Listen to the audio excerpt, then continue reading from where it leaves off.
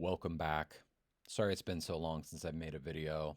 I'm just been busy working on Hexcom stuff and D&D 4th edition stuff. But today what I want to talk about is D&D 4th edition as a database. Now, if you play 4th edition in the year 2025, you know that there are options for playing online on Foundry that require 4th edition content as data. I'm not going to show you how to get that data. Go to the 4E Discord. There's a lot of information online that shows you how to do this. There are Foundry modules, etc. I also run a 4th edition database that has the content available that I use to power my own projects. Now, as you can imagine, this is quasi-legal. This is gray market at best. Hasbro does not endorse this. I doubt that they support it.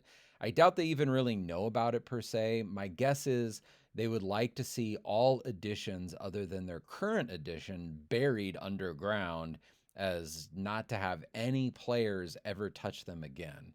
Unfortunately, that's just not the case. There's a devoted group of 1st edition, 2nd edition, 3.5, and 4th edition players who are keeping their editions alive, usually through the aftermarket used book market. Now, some editions are easier to play with books than others. So 1st edition, you really just need a couple of books and you can just play the whole game. 4th edition, you kind of need like a lot of stuff because you want all the powers. You want all the monsters. Now look at all these 4th edition books. Amazing books. You can go get the PDFs for all of these on Drive-Thru RPG or wherever you find your PDFs. I have the PDFs for these. I use them. I reference them. It's got a wealth of content that is not available in any kind of online compendium. The online compendium shut down in 2019. We've got some fan-created versions. For example, this, which I run. You can find all the items, all the weapons, all the powers, all the diseases and monsters and armor. It's all right here. Now, it's in a pretty good format here for easy human reference. It's not in the best format for machine readable uses. It's not structured as well as it could be. I'm sort of working on that, and I want to show you some of the things that I've done, some of the experiments that I'm running to kind of standardize and structuralize the 4th edition data. Okay, so one problem with creating a character for 4th edition is you kind of need a computer and you kind of need an app, a program, piece of software to do it. You can do it pen and paper, whatever, but it's best if you have the character builder, which is a little bit of a pain to get up and running. It runs on Windows only. It's the 2009 version that is being kept alive by a group of fans. What I've tried to do is make my own online version of the character builder. I don't know, maybe 75% of the way there. I'm calling it the Hexcom character builder because the whole idea is you can come online and quickly create a character on this website, hexcom.org/character, and then import it into a Hexcom game. You don't need the Windows version. Most people prefer the Windows version, but this is really just, as I'm going to show you all the things that I'm doing, just really to wrap my head around the data and understand it. So let me just show you what this is. This is based almost exactly off the character builder. So you can see these menu items on the left here should seem very familiar. I can create a new character. I'm just going to go through here, make a character really quick. Come down here, class. This is all loading in from the D&D 4th edition character builder data that you can get a hold of. Let's make a barbarian. Again, loading all this in. It's all in here. You can get all the class details. So at the very least, you can use this as a reference to help build a character. Whether you build a completely legal character with this or not, I'm not sure you can do that quite yet, but the information is here. All right, so we're going to confirm. You can see it's granted 1 power from the class. That's awesome. Let's go in and make an orc. Again, you can see it's loading in all the correct information. You get a racial power here. You get warrior surge. Let's confirm orc. Excellent. Background. This is a little different because it's grouped by the publication source, but let's see if I can do lost kin. Sure. Come down here and I can clear these out, or I can confirm the background. Ability scores, we're going to auto pick. Yep, looks good. 16 strength. Confirm those. So you can see it's working pretty well. Skills here, 7 class skills, 3 choices remaining. Let's do athletics, endurance. Here, I'll choose endurance. Let's choose nature, and let's choose athletics. You can see I've loaded those 3 in, confirm those skills, all successful. Now for powers, it loads these in as well. I get 2 at-will powers for my level. I've currently selected 0 of 2. I've got a bunch here to choose from. I don't know if these are all exactly legal, what you would get in the official character builder, but they should be pretty close. This is all based on the granting IDs that are available in the character builder data. So let's do devastating strike and I don't know, aggressive lunge. Okay. Come down and I get swift charge as an encounter. I think that's correct. I can remove these, add them, whatever, confirm powers. Excellent. Let's go to feats. Let these load in for a second. Got a bunch of feats. Now, some of these are, it says I've got like 700 valid. I don't think that's true. For example, these prereqs here are not quite working. You can see it. I think I have to be a half elf to be an adept dilettante. So that's not quite working. I'm just going to select one here, alertness. Select that. Come down here. I've got alertness. Cannot be surprised. Confirm feats. I think I have the prereqs turned off for feats, so you can kind of pick your own. I don't know. It's been a while since I've worked on this. Retraining, feats. Let's see. What else have I got? Equipment. Let's load in some adventuring gear here. Armor. Load in all this armor. Scale armor. Cool. Magic armor. Here, let's do leather armor. And then add item. Okay, it loads in leather armor. And you can see now I've got that option, my body slot. Okay, that's good. Rituals all load in. That's really cool. Don't need those. Alchemy all loads in. Martial practices all load in. So the shopping inventory kind of work here. Details here, I can give character name, select gender, alignment, deity, all of this stuff. Should all be pretty valid stuff here. And then I can give like optional details like dark vision, resist fire. So it's kind of validating, but also allowing you to override that if you have some kind of special house rule or something.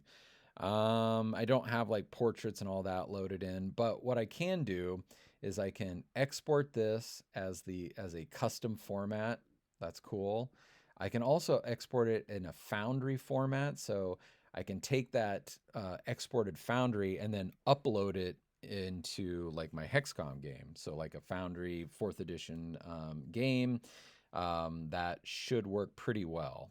You might need to make some tweaks, but you kind of need to make those tweaks anyway. So that's one aspect of what I've been working on in the last 8 months. Just trying to dive into the 4th edition data, understand it really well. Another thing that I'm doing, I've been trying to build my own VTT, a text-based VTT. This is a little bit more ambitious, a little bit more crazy, but here, let me show you. This is the client that's running. I need to actually come in here and run a server. So I'm running the server now. Now, if I come in here, load this, I can load in a level. Let's load in Haunted Mansion. Did that work? Let's load in Bandit Camp. Okay, looks good. So you can see that I can move these around and they all have their own like glyph. If I double click, it shows you the simple stats, Bandit Archer, level 2. We've got a Bandit Thug here. I can also come in here over to the side and I can import an actual D&D 4th edition character. So let's load in this guy right here. You can see it loads in all the actual correct. So it's parsing the D&D 4th edition character builder file, the XML file that comes out of the 4th edition character builder. I don't have this quite wired up with my Hexcom character builder yet, but that should be fairly simple. So you can see here I've got all the feats. I can see it loading in. So at the very least, this VTT is kind of, I'm thinking of this more as like at this point, sort of like a data visualizer, like a data dashboard, more than anything. So I've got the character parsing working pretty well. Here's a level 17. Again, all the feats. I can come into the power tab and I can see all the like at will powers. Here's Howling Strike. And this is all formatting pretty well. Encounter powers, daily powers, etc. Same with items. I can see, what kind of items I've got loaded in here. So this is all pretty cool. So now what I can do is I can actually use these powers. So there's Darude. I can move. So here, what we'll do is over here, there's a roll button.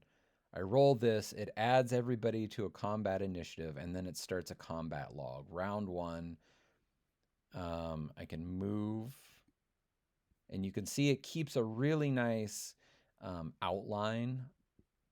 So what I want to do is let's do Howling Strike. If I come over here and use that power, I get a template, and then I can target this monster here. Okay, and then I can come back and you see this button turn into execute. Boom. Over in the outline, Darude used Howling Strike. That's pretty awesome. And then I can advance, and then it becomes the bandit leader's turn. And I can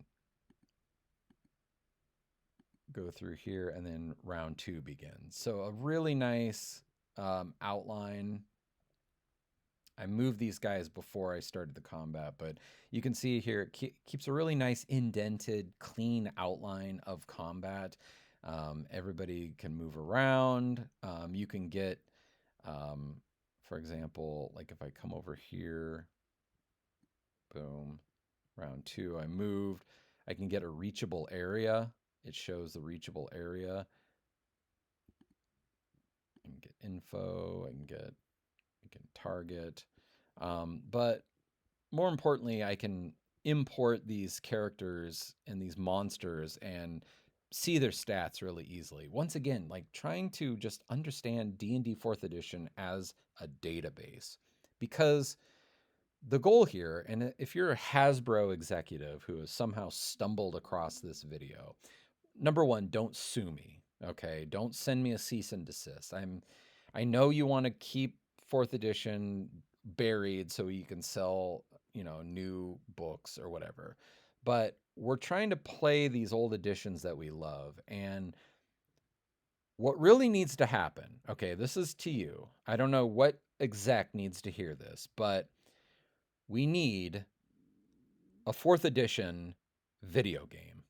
And I know you've tried and failed to do like a virtual tabletop, but what we really need is something like a virtual tabletop video game that handles all of this stuff for us. We really want to just play this game and have all of the triggers and all the complicated things handled behind the scenes. And I think this is really possible. Like I as a solo developer in just a few months have shown how possible it is. Now imagine if you had a modest budget and a small team of developers working on creating a video game for 4th edition. You can charge a small monthly fee to play this game, I guess, if you want, or you can just sell it outright. This doesn't have to be at the scale of Baldur's Gate 3 for 5th edition. What we really just want is an official virtual tabletop experience where the triggers and all the ongoing effects and all the save ends and all of that are kind of handled by the computer. That is the dream. That is what I'm kind of working on here, as you can see. I've gotten quite a ways just dinking around with this in my free time after work. So, if again, dear Hasbro exec, give me the license to 4th edition. I know Atari or somebody has this still, or no, that's not true. You got that back. Hasbro got this back. Give me a license and I will put together a team of developers. I will raise the money and we will build a 4th edition video game for the true believers to play and have fun. We won't call it Hexcom because, that's too close to the XCOM video game, but we'll do something really cool with this intellectual property. I promise you. Hasbro, come to your senses. Support your old editions. That's all.